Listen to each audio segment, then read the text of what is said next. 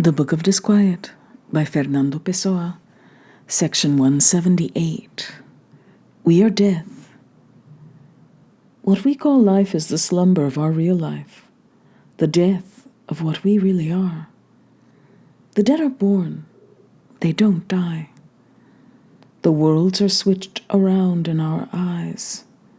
We're dead when we think we're living. We start living when we die. The relation that exists between sleep and life is the same that exists between what we call life and what we call death. We're sleeping, and this life is a dream, not in a metaphorical or poetic sense, but in a very real sense.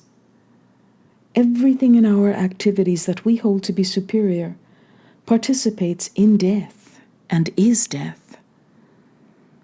What are ideals but an admission that life is worthless?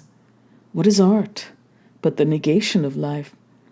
A statue is a dead body, chiseled to capture death in incorruptible matter. Pleasure itself, which seems to be an immersion in life, is in fact an immersion in ourselves. A destruction of the relations between us and life. An excited shadow of death. The very act of living means dying, since with each day we live, we have one less day of life remaining. We inhabit dreams. We are shadows roaming through impossible forests in which the trees are houses, customs, ideas, ideals, and philosophies. Never finding God and never even knowing if God exists, passing from world to world, from incarnation to incarnation, forever coddled by illusion, forever caressed by error, never arriving at truth, and never resting, never reaching union with God, never completely at peace, but always with a hint of peace, always with a longing for it. Section 175. There's a childish instinct in humanity that makes the proudest among us, if he's a man and not crazy.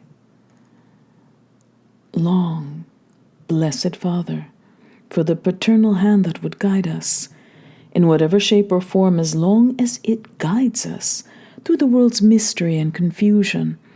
Each of us is a speck of dust that the wind of life lifts up and then drops. We have to depend on stronger force to place our small hand in another hand. For today is always uncertain, the sky always far, and life always alien. Those of us who have risen highest merely have a deeper awareness of how uncertain and empty everything is. Perhaps we're guided by an illusion. We're surely not guided by consciousness. Section 180. If one day I become financially secure so that I can freely write and publish, I know I'll miss this precarious life in which I hardly write and don't publish at all.